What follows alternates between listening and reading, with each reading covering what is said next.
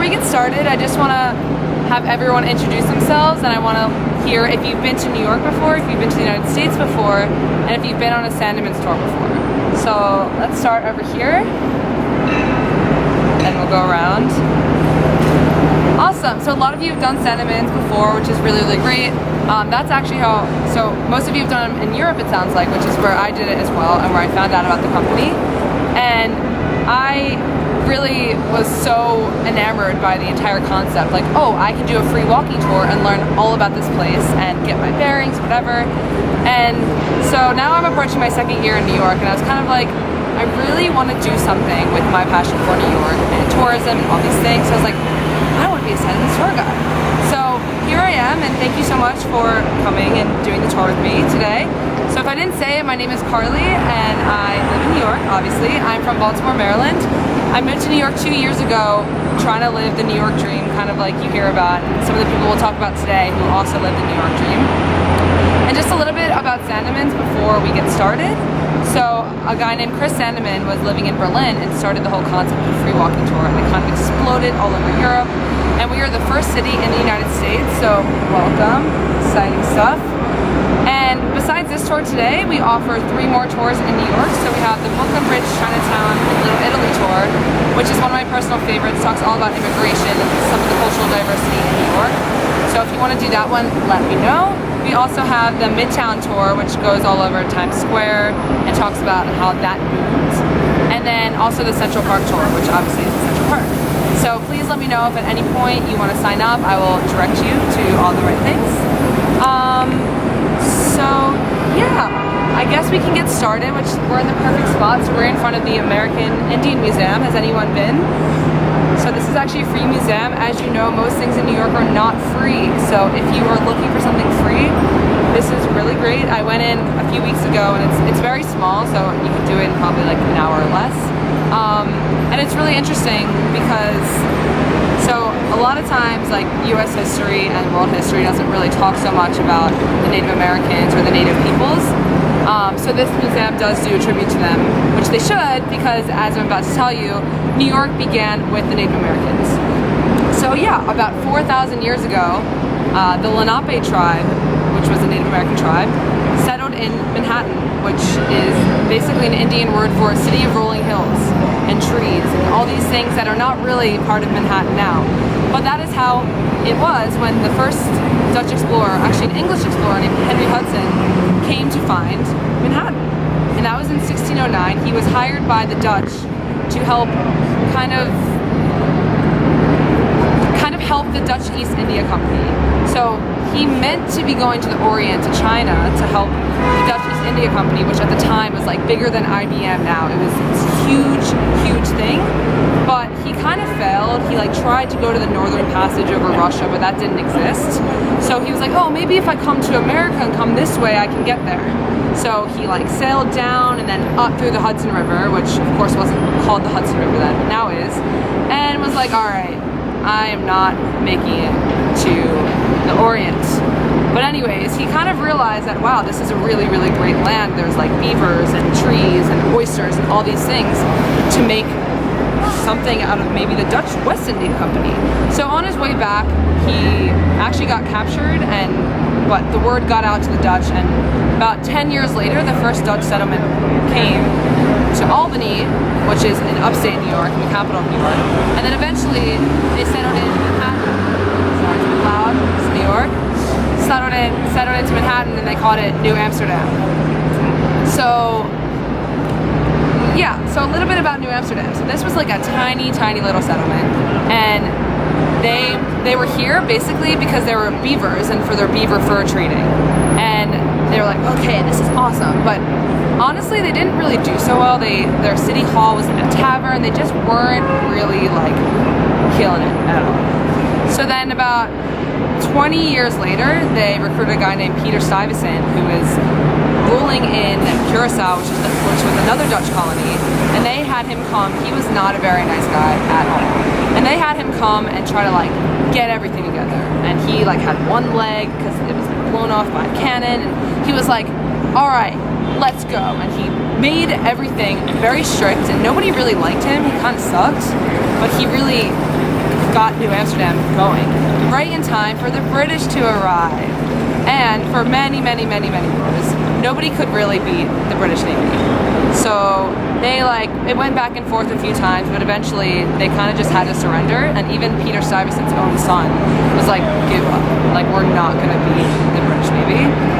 So essentially that's what happened, and they had a little deal where they traded Suriname, which was a British colony at the time, which was very rich in sugar. So they're like, okay, this is perfect for the rest of the Dutch colonies down there.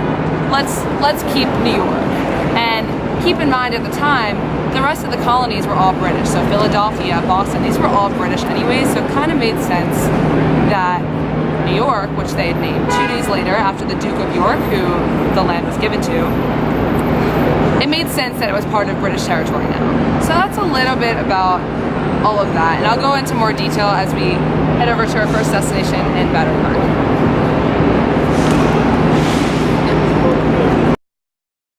Okay, so right now we're standing in front of Castle Clinton, which the US is not really known for castles, so this is about as good as we're gonna get, so sorry. But anyways, Castle Clinton has actually been a very important part of New York history.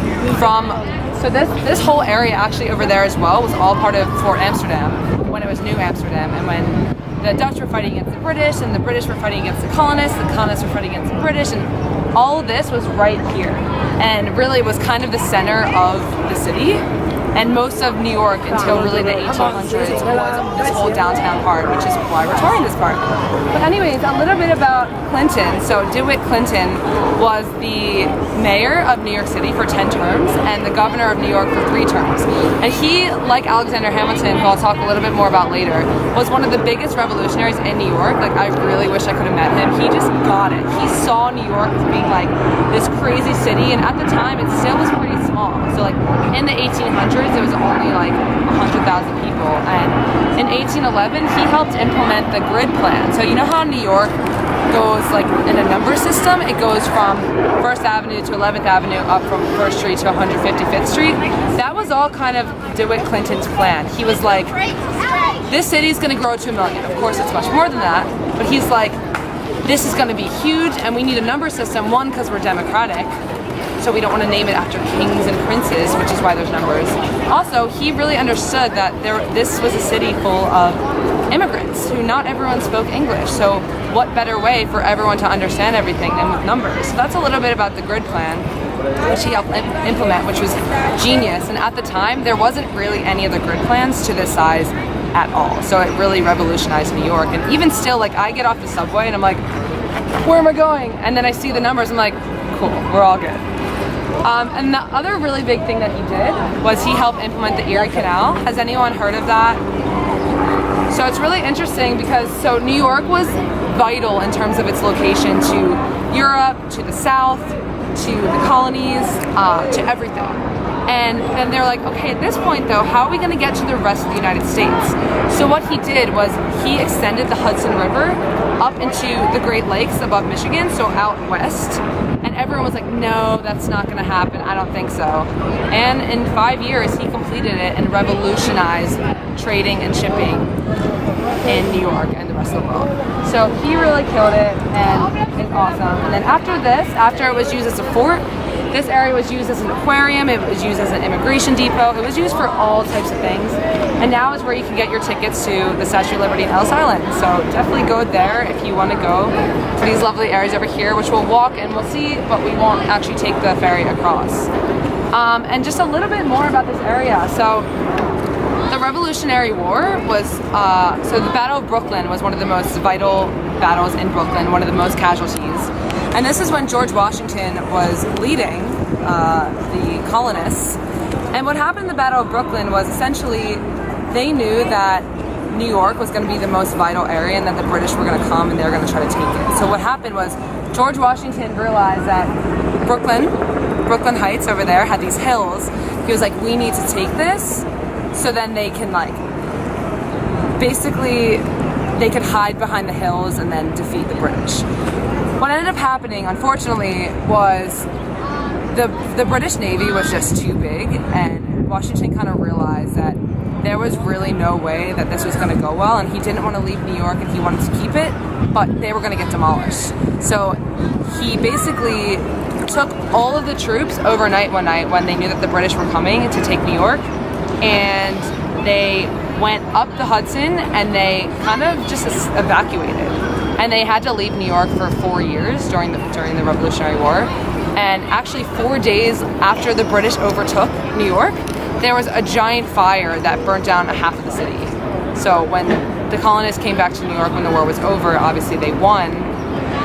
The entire city was burnt down, basically. So it was just not good. But anyway, so that's a little bit about that. And I'll talk more about the war and everything as we move along.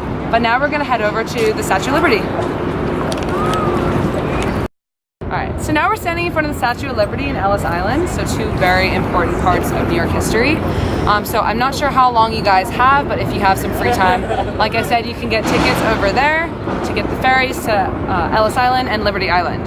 So a little bit about the Statue of Liberty. So this was a gift by, does anyone know? Yeah, so this is a gift from the French. And so essentially what happened during the Revolutionary War, so right before the Revolutionary War, there was a war called the French and Indian War, which is how it's referred to in the United States, where basically the colonies of France, which were like in Canada, and then the British colonies, or the British, were having a fight over like the Allegheny River and certain parts of land in the US. And there was all this tension. And then essentially, when the Revolutionary War was happening, the French sort of sided with the colonists. And so as a gift, like for 100 years after the Revolutionary War, they gave us the Statue of Liberty. And basically all of the parts were assembled in France, and they said all you have to do is fund the pedestal that's standing on. And at the time, there was like a lot of issues with funding it, and people were like, we don't really want to do this. Like, why is this necessary? That's not even American. And Pulitzer, the guy from Pulitzer Prize, he was like, I will publish every donor's name in the newspaper if you donate. And that's really what kind of got people going, even if they donated 1 cent. So eventually they funded it, and then it was assembled here. And the Statue of Liberty was actually built, the interior was built by the same guy who built the Eiffel Tower, so Gustave Eiffel. And what's really interesting about this structure is it was one of the first structures that used sort of a steel skeleton. A lot of skyscrapers are using it now. And the outside of it, of copper, is only 1/10 of an inch thick, so it's only like this. And so it's not really like this giant, huge, bulky statue. It's just this steel skeleton with this tiny copper skin, which of course was not green at the time, but with the rain and the oxidation, now it's green. So kind of like when you shower with certain earrings on, they turn green. That's essentially what the Statue of Liberty is, but it's still beautiful. Anyways, it's after the Roman god of freedom, and she's holding a torch for the light, and is facing all the boats. Like when they come into New York, it's facing the rest of the world. So that's a little bit about the Statue of Liberty. And you can go in and you can climb the steps. It's like a different entrance fee if you want to go all the way to the top, but it's really cool. Definitely recommend it. So that is that. And then we have Ellis Island over here. Does anyone know what Ellis Island is? Okay, so as we know, New York is a city of many immigrants. And Castle Clinton over here used to be the immigration depot, but there was such a flood of immigrants coming that they were like, no, we need to build something else. So in 1892, they built Ellis Island over here, where 12 million immigrants came for the years that it was operating. Just a lot of people. In fact, 40% of all Americans can trace back their ancestry to people who came in from Ellis Island. Like my great-grandparents actually came in from the Ukraine. So very cool. And if you go to the Ellis Island, it's now a museum, and you can read the names of every single person that's come into New York. So that's a little bit about this area. Again, you can get your tickets there. And if you want to learn more about immigration, I mentioned before that Sandemans also has a Brooklyn Bridge, Chinatown, and Little Italy tour, which goes all into the immigration, like different rules and how the different people came. So first the Irish, and during the Irish famine in the 1840s, and how they were there, and they were actually the first people to overtake Chinatown, which is interesting. So to learn more about that, definitely take that tour. Again, it's one of my favorites. It goes into all the different cultural diversities of New York and how New York really came to be this melting pot of different cultures. So really, really cool.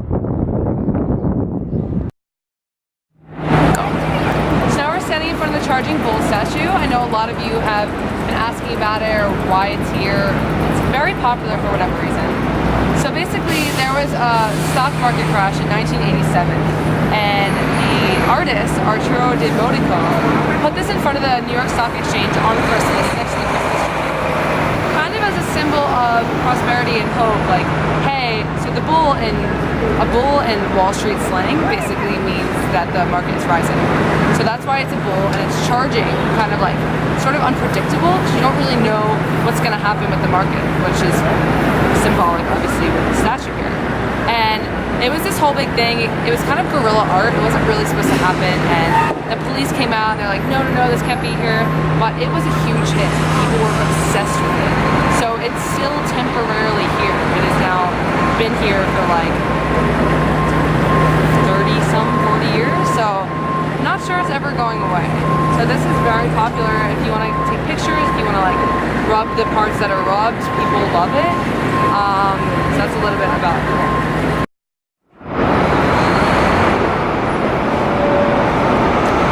Standing in front of Trinity Church, one of the oldest buildings in New York.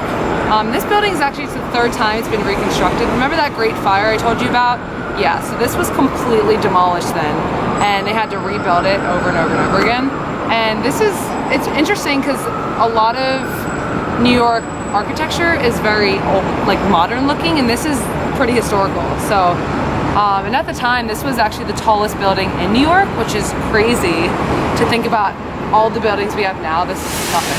But remember that Lower Manhattan was like really only this kind of part here. So this was the kind of landmark that people had. And another interesting fact about this area is, so besides here in St. Paul's Chapel, which we're gonna go to later, there's not really any cemeteries in Manhattan. The rest are in the other boroughs. So there's a lot of important people in the cemetery. And we're gonna go over and walk to Alexander Hamilton's grave over here, and I'll tell you a little bit more about him. So here we're standing in front of Alexander Hamilton. So before I mentioned that there's two revolutionaries that I kind of like bow down to. So we had DeWitt Clinton and Alexander Hamilton. So have you guys heard of Alexander Hamilton? So what's interesting is we didn't learn too much about Alexander Hamilton in school growing up, which is crazy because to me he is like the backbone kind of this country. And there's actually a Broadway show, Hamilton. The tickets are crazy expensive, but to get a full in-depth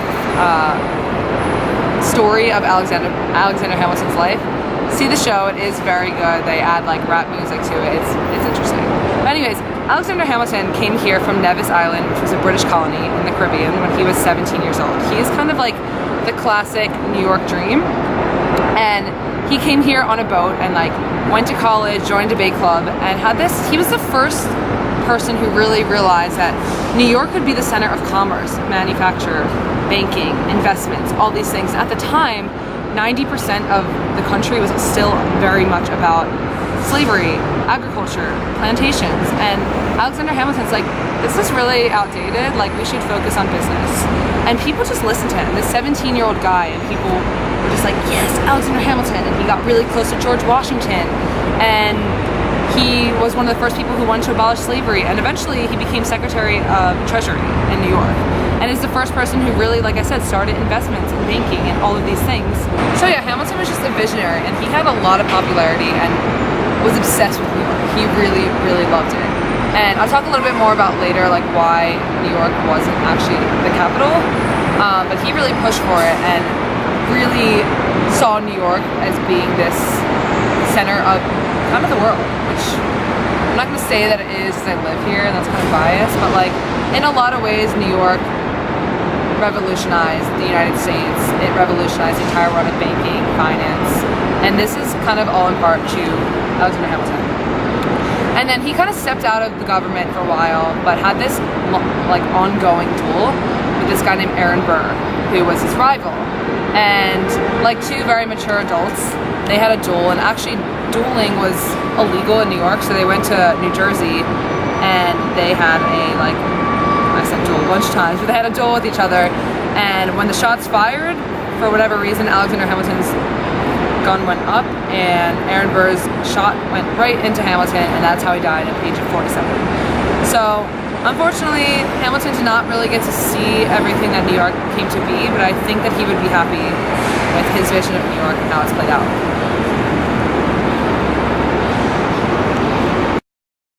And this fellow over here was another very important New York figure. So Robert Fulton, does anyone know what he did? Don't look. So he created the first kind of working steamboat, which seems kind of like crazy right now. Why is that so important? But remember when I told you about the Erie Canal and shipping and how New York was this port of entry for goods and services and people? So the steamboats really made everything work. So in the past it would have taken weeks and months for products to get from place to place, and with the steamboat it only took like a week to go up the Erie Canal and back. So the steamboats and Robert Fulton really revolutionized shipping and trading. So thank you. Now we're going to take a short break, so we're going to go to SM, which is just a little cafe down here, so you can get a coffee, a snack. This is also, like I said about the other tours, if you want to purchase them, that would be a great time. So the free walking tour is the perfect kind of intro to New York. It is the early history and all of that, and then through the Brooklyn Bridge, Chinatown, Little Italy, that is kind of the next step in New York history with the surge of immigration and all of that. And we talk a little bit about how the borough is connected. So Manhattan is actually the smallest borough in terms of all five. So there's Manhattan, Brooklyn, Queens, the Bronx, and Staten Island.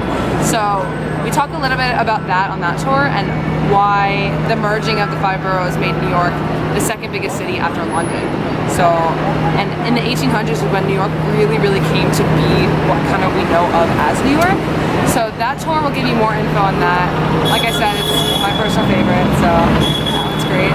And then Midtown tour is also really interesting, so that is the kind of next step of New York history. And in the beginning, Lower Manhattan was where all of New York was, and then eventually Midtown was the center of New York, which is why Times Square is there, and Times Square is actually named after the New York Times headquarters was there, and then the train went there, and all the rich people started moving uptown. We talked a little bit about how the population shifted and why things started moving uptown. I talked a little bit about the grid plan earlier and those changes and how they implemented, so we can talk about that in the Midtown tour. And obviously Times Square is like a must-see, but I don't think it's that cool unless you really know why it's even popular. So like when I first went to New York and I saw Times Square, I was like, cool, a bunch of TV screens, awesome. But then once I started learning about it, I'm like, oh, this is so much more than that. So Times Square tour, I'm doing that one as well, so let me know if you want to do that. And then finally, the Central Park tour. So Central Park was this grand idea to try to merge all of the people, not just the high-class people, but everyone, because there was no green space in New York. Like, how crazy being here. So already there's not a lot of green space, but like I cannot imagine the city without Central Park.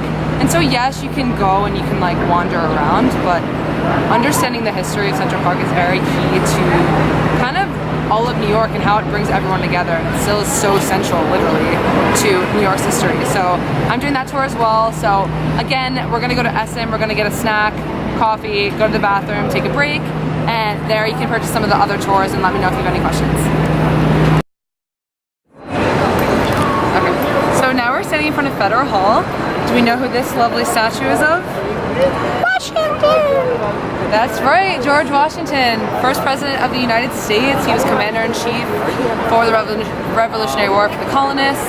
He fought in the French and Indian War, which I talked about earlier.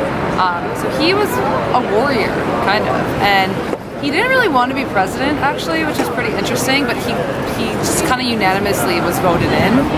And he was just kind of done with politics and government, but like, people loved him. So he did his inauguration speech right over here in Federal Hall. And at the time, New York was actually the capital of the United States. It was only the capital for about 2 years, which moved down to Washington, D.C., which I'll explain in a minute. But at the time, Washington had about one tooth left. So, fun fact. And some people say that you can see the pain on his face in the $1 bill. He had wooden teeth, but then at the time of his inauguration, he had teeth made of ivory from like rhinos and elephants, like fixed with a gold spring behind it. So, poor guy. Anyways, Washington was very helpful in obviously creating the U.S. and the beginning of the U.S., but he wasn't as like amazing as everyone said he was. In in terms of he still had slaves. And at the time, we have to remember, slavery was still a huge part of history in New York and the United States, all over the world. And I do want to try to talk about that as much as possible. It's not really thought, oh yeah, slavery during the Revolutionary War. It was a huge, huge part of it. In fact, slaves are the people who built the wall on Wall Street, which we're on right now. So yeah, Wall Street is named after the wall that the Dutch had the slaves build in New Amsterdam to keep out the Native Americans. So, fun fact. Anyways, so yeah, Washington had slaves, and it was really Alexander Hamilton, like I said before, who helped get people to come to the idea of abolishing slavery. He was like, this is not necessary. But at the time, remember that even all of the commerce and everything was based off of slave labor. And 90% of the country was still based on plantations, agriculture, slavery, cash crops. So even though Alexander Hamilton, who was Secretary of Treasury, didn't really think of the US in terms of moving in that direction, Thomas Jefferson, who was Secretary of State, hated New York. He called it the sewer of all the worst parts of humanity. He despised it. And Alexander Hamilton, like I said, loved New York. And Washington was just kind of like, okay, like he thought New York was great. But so Thomas Jefferson and Alexander Hamilton kind of ran into each other outside of the president's house and made a little bit of a deal. So essentially, after the Revolutionary War, all the states had a bunch of debt that had added up from the war. And Hamilton had this genius idea, okay, we need to, rather than take the state debt, we should make it into national debt and sell it back as government stock to boost the economy and to have faith and trust in the federal government. But Thomas Jefferson, he kind of was very nervous about this, along with a lot of other people from the South. He didn't want there to be too much federal power, and him, along with other people, were scared that the aristocracy was going to come back. And even like when President Washington would come on, they would play the song like, "Oh God the King," and they would have secret society meetings where the common people weren't allowed. So it was sort of already moving this direction where a lot of the people were like, no, we want independence. We don't want this system of kings and all the things from England that they were afraid of, and it was sort of moving in that direction. So Thomas Jefferson, he claimed himself to be the only Republican during this time, and he thought it was very vital that the rest of the capital be outside of New York. He thought New York was too British, he thought it was too European, he just thought it was not associated with the rest of the country.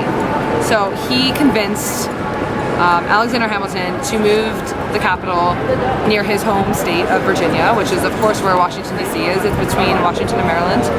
And Hamilton was like kind of annoyed because he like loved New York and wanted New York to be the center of everything. But he was like, you know what, it's fine. I don't care where the capital is as long as I have control, or my ideas are coming into hand about government and debt and building the economy.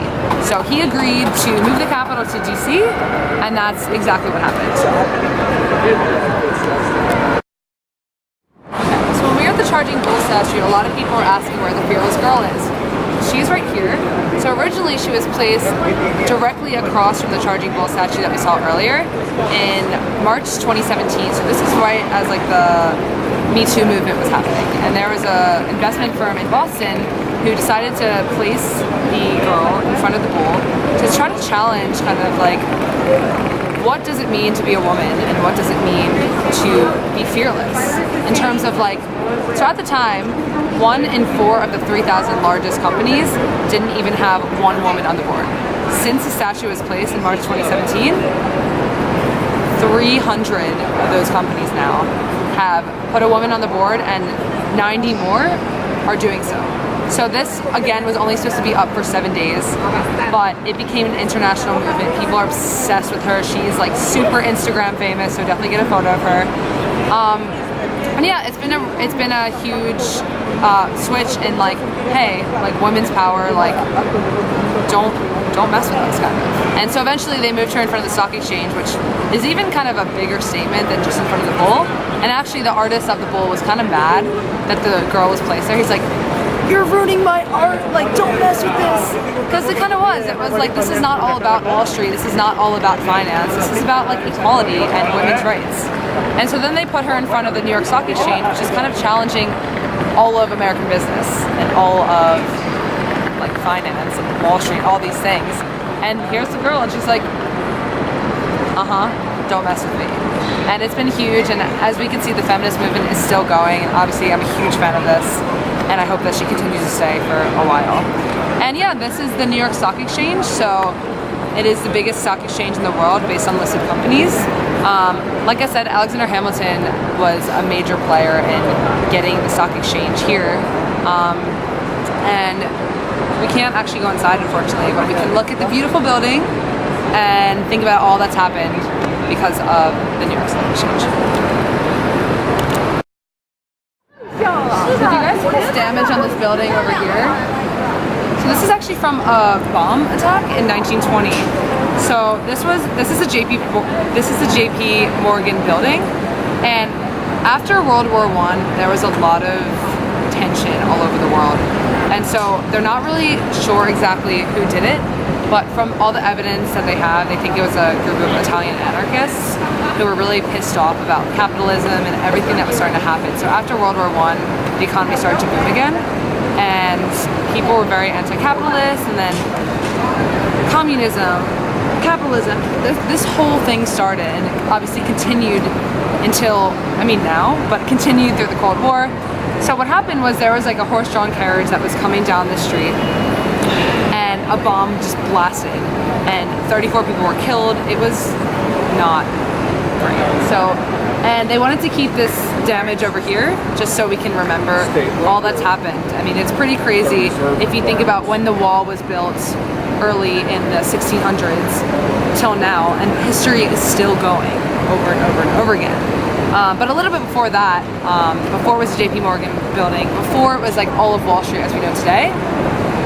So there's a guy named Thomas Downing in the 1800s who was known for his oyster cellar, which at the time there was a bunch of oyster cellars all over New York, and even now like we think of oysters as being like this super fancy food. So when New York was how it was when the first Dutch people came, and for even the first few hundred years or so, it was full of oyster beds everywhere. And so the rich, the poor, everyone ate oysters. It was kind of just like something that everyone enjoyed. And at the time, New York, so slavery was not abolished, but there was a lot of freed black men in New York. And it was very popular among them to work as oyster fishers, whatever you want to call them. And Thomas Downing, he had a very famous oyster cellar over here. Like Charles Dickens came, all types of people, and he had something different. So like I said, oysters were not super fancy, and he had this vision like, I'm gonna make mine fancy. So he had all of the businessmen come to his oyster cellar. And I want to talk about this because we are on Wall Street, and we forget again how much slavery was a part of New York history. So even though he was the owner of this all-white establishment, he used this place as part of the Underground Railroad. So I don't know, do you guys know about the Underground Railroad? Gonna get it, so not to be too much of a before the Civil War, obviously slavery was huge in the United States, and in the North slavery was kind of abolished, and like there were freed blacks, where in the South that was not a thing. So what would happen is the Underground Railroad was not actually a railroad, but it was sort of a series of spots moving up north all the way to Canada for slaves to escape and become free. And so Thomas Downing used this spot as a place for runaway slaves to come and be safe. But of course, like, it wasn't just about coming to the north. They had to change their identity, they had to find shelter, they had to work. But they also, like I said, had to change their identity. So it was pretty crazy. You had a lot of free or runaway slaves work as entertainers, and this all happened right here. And actually the Chamber of Commerce closed when Thomas Downing died because he was so impactful to New York and history. So that's a bit of a fun fact. Before Wall Street was just all about JP Morgan, there was a lot of runaway slaves who were in this building, and bombs and all types of things. So this street has seen a lot. I already took you guys to a church, but this one I think is even more cool. So for 3 reasons. One, so remember that fire I told you about that like knocked all of Manhattan down? So this was able to, so basically firefighters at the time, they climbed on top of the roof and like patted down the fire and was able to survive all of that, even though most of the city was demolished. And then right after Washington was inaugurated, they had a service over here, so he prayed in in this church. It is one of the oldest, if not the oldest building in New York. And finally, the craziest part. So obviously the World Trade Center is right there, and the Twin Towers were in the same spot. And obviously when they crashed, everything in this area was completely gone. Everything was destroyed. Except this church that we're looking at right now did not even have a scratch. Literally, there's one tree in the back that like kind of used it and like braced the entire building. And it's, I don't even understand how it happened, but it did. And so then this chapel was used as a sanctuary for months after 9/11, and it was a memorial, and people came and put things on where the fence were, like pictures and just all things to remember everything that happened. So this chapel is seriously a miracle. And actually, the mayor of New York, so in December 2001, shortly after 9/11, he gave a speech at this chapel and was like, this is symbolic of what New York is. Like, we're still standing, literally, after everything that's happened, and we will recover.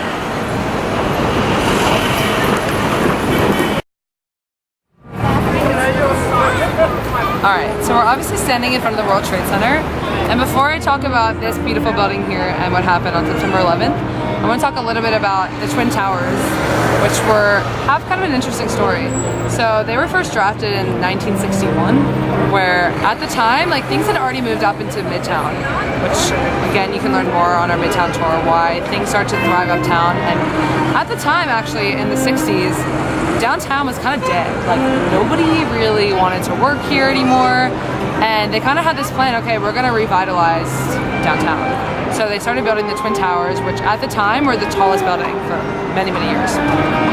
And for the first few years, like, nobody wanted to work here. They thought the buildings were ugly, they thought the plaza was uninteresting, they thought the art sucked. Like, it just like wasn't doing well, and the economy was not doing well at all. The Vietnam War was happening, and people were just kind of like, no, like, why are you taking the fame away from the Empire State Building, which was the tallest building for a long time? They're like, no.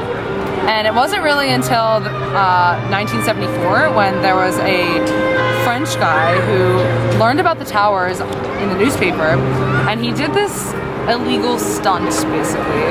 And he broke into the Twin Towers and attached a line from one building to the next and walked across 8 times in 45 minutes. And it was this whole publicity stunt, and like, even though they were the tallest buildings in the world at this point, he could hear the crowds of people screaming his name from the bottom, and he was like jumping from one to the other, and like, he committed like 20 felonies or something, some crazy thing, but he made the buildings popular, and it was really ever since then that they became a landmark for Manhattan, for the skyline, and for honestly all of globalization, because it was a World Trade Center, so there were companies from all over the world that were based here. What's really interesting also is the engineers with this building were geniuses, and they're like, for 500 miles an hour winds, these buildings will stay up, and these also had a steel structure, kind of like I talked about the Statue of Liberty. Once that happened, all the skyscrapers started to have this type of steel structure, so it wasn't like one column in the middle with like it sticking out of it. It was just a steel structure. It was super, super strong. And the engineers even thought about, like, is this building gonna stand up to a plane crash? They even thought about that. Because at the time, the Trump building that we saw earlier and a few others had minor plane crashes, so they're like, we need to make sure that this stands up to it. And so what happened on September 11, 2001, when the first plane crashed into the North Tower, it did stand up to the impact. They just didn't think about the fuel from the planes. So what happened was, because it was a major office building, the fuel like vaporized the building, and then all the papers from the office buildings were literally flying. It was like raining papers. People could see it happening. So a little bit about September 11th, I'm sure you all know the basics, but essentially terrorists that were connected to Al-Qaeda, they hijacked 4 planes, 2 that were coming from Boston to fly to LA that were crashed into the 2 Twin Towers. And then 1 flew into the Pentagon, and 1 was supposed to go into the Capitol building in DC, but the passengers actually took down the pilot, and it crashed in Pennsylvania, so it didn't actually hit. But So the first plane crashed at about 440 miles an hour into the North Tower, and 18 minutes later the second plane crashed, and by then they obviously knew that it was a terrorist attack. And fortunately, because of all the rescue workers and the firefighters and the first command officers, everyone below the point of impact made it out and survived. So, but even still with that, there were about 3,000 casualties from September 11th. It is still the largest terrorist attack that's happened in the United States, and nobody knew it was going to happen. Like, I was really young, I was only 7 when it happened, but I was just talking to my friend actually yesterday. Her boyfriend grew up in Manhattan, and his family had to move to Connecticut because their 10-year-old son, who was 10 at the time, he had dreams and was like drawing pictures about all the dead people in the streets and the smell of dead people, and it, like, I can't even imagine. If you talk to any people who were in New York in 2001, like, people thought the world was ending. Like, I don't know, like, I'm sure where you guys were from, like, if you, like, nobody knew what was happening, like, all businesses were dying, like, people just, like, thought, like, it was just, to learn more, like, I can't even begin to explain everything, but the 9/11 Memorial Museum is this way. I spent about 4 hours in that museum, and it goes over every single detail that happened, like what led up to it, like how they went through with it. It's very interesting. I know you guys have limited time here, but I would really encourage you to spend time at the museum, and the memorials of course are free, and there are two fountains basically, where the two twin towers were sitting, and the fountains, the water coming down represents the tears, and then the names are around on the plaques. So I would definitely spend some time there and really kind of think about like everything that happened, and realize that like things happen all over the world, but we have recovered, and like we will never forget. So and again, like, please take your time and like learn about like this whole thing if you don't know already. It's pretty crazy, like how much the city has endured, the world. But on a more positive note, we now have the One World Trade Center. So at the time there were 7 buildings in the World Trade Center, and now there's 4. They're still constructing, but the construction for the One World Trade Center, which is actually the 6th tallest building in the world, started in 2006 and was finished in 2014, so it's still very new. Actually, with Sandemans, we sell a discounted ticket for the observatory at the One World Trade Center, so I would highly recommend it. It is the tallest building in New York, and in the Western Hemisphere, so you will not beat the views, I promise, and it's really cool. The elevator goes straight up. Anyways, so there was a competition for the design of the One World Trade Center, and the first guy, even though his design was like the prettiest, he wanted to sort of make it like a twisted crystalline sort of Statue of Liberty. They ended up going with a different design, but they still kept the original idea of keeping it at 1776 feet tall, which represents the year that the Declaration of Independence was declared. So that is a little bit about that, and like I said, they're still doing a lot of construction. They'll have 4 buildings at the completion of the World Trade Center. But I'm gonna end the tour here, and I want to thank you all so much for staying with me today and learning about New York. There's still so much more to see. Like I said, this is just the very, very beginning of New York. We have like, we're not even on First Street yet, and it goes all the way out to 155th. So if you want to go in order, we have the Brooklyn Bridge, Chinatown, Little Italy tour, which goes into like the next segment of the history, and then Midtown is like the next part, and then Central Park kind of finishes it off. So again, let me know if you'd like to sign up. I can help you with that. And just a reminder, this is a tips-based tour, so like I do this as my job. So if you think I did a good job, I will appreciate any and all tips. If not, it's okay, like I understand. But again, thank you so much. I have my Google Maps list with like all of my restaurants, cafes, bars, venues, cool places, museums. So I'm happy to send that to you guys. It is golden. This is like the one thing I'm super organized about. So I can send that to you via email, messages, whatever. I promise it's good. Take advantage of it. But anyways, thank you guys so much. I really appreciate it, and have the best time in New York.